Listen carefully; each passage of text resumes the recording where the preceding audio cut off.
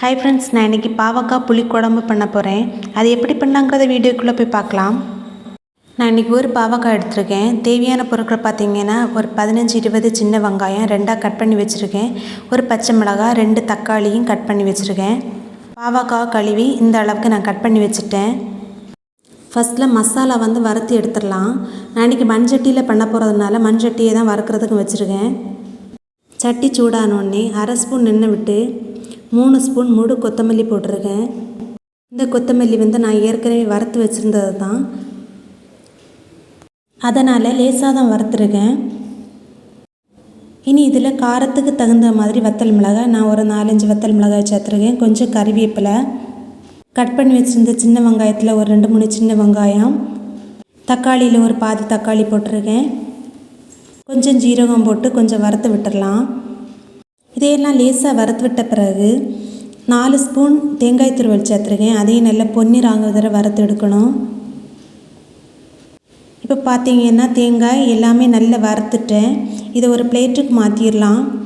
நல்லா ஆற விட்டு நைஸாக அரைச்சி எடுக்கணும். இது அப்படியே இருக்கட்டும். இனி குழம்பு பண்ணிடலாம். அதே சட்டியில் 2 ஸ்பூன் தேங்காய் எண்ணெய் விட்டுருக்கேன். எண்ணெய் சூடானே கொஞ்சம் கடுகு பொரிஞ்சதும் கொஞ்சம் ஜீரகம், கறிவேப்பிலை போட்டிருக்கேன்.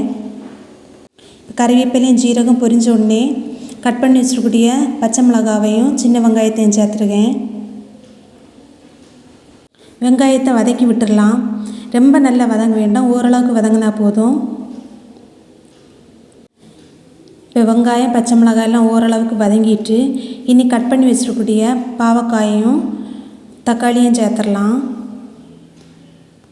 இதையும் நல்லா வதக்கி விட்டுடலாம். ஒரு 7-8 நிமிஷம் பாவக்காய் நல்லா வதங்கட்டும். என்னுடைய சேனலில் சூப்பரான பாவக்காய் ஃப்ரை ரெசிப்பியும் போட்டிருக்கேன். சேனலை சப்ஸ்கிரைப் பண்ணிவிட்டு வீடியோக்குள்ளே போய் பாருங்கள்.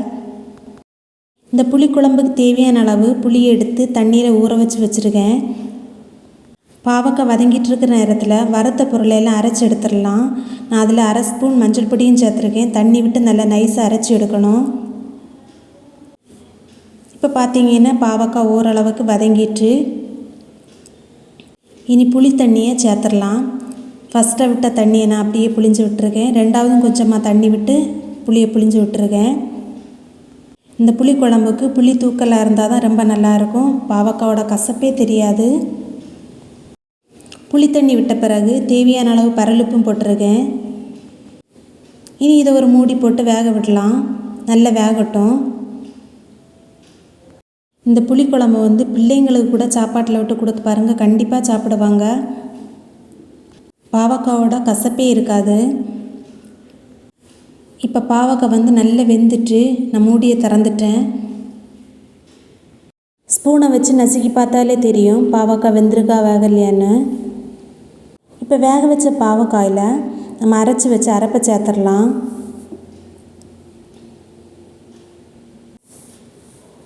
அரைப்பை சேர்த்துட்டு இந்த குழம்புக்கு எவ்வளோ தண்ணி தேவையோ அந்தளவு தண்ணி விட்டுடலாம்.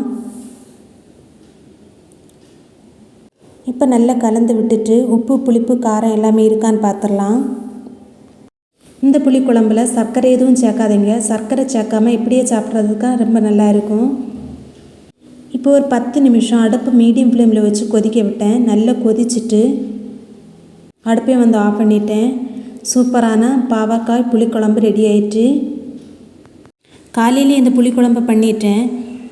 காலையில் டிஃபனுக்கு ராகி தோசை பண்ணியிருந்தேன். அந்த தோசைக்கு இந்த புளிக்குழம்பு வச்சு சாப்பிட்டேன். சூப்பராக இருந்தது.